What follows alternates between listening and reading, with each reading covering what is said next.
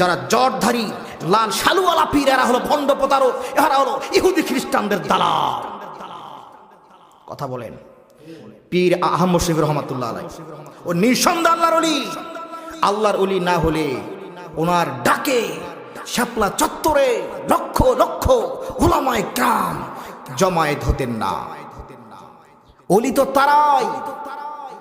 আল্লামা সাইদি রহমাতুল্লাহি আলাইহি, আমি তাকে সাপোর্ট করি, পছন্দ করি।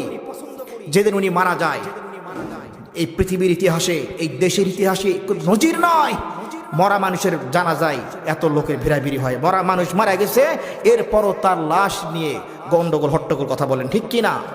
আমার সম্মানিত ভাইরা, এই জন্য আমার বক্তব্য হলো, আমরা উলামায়ে কেরাম, আমরা এমন একজন সরকার এই দেশে আমরা শাসন দেখতে চাই, সে যেই দলেরই হোক না কেন, যেই সরকার 5 ওয়াক্ত নামাজ কায়েম করবে সংসদে।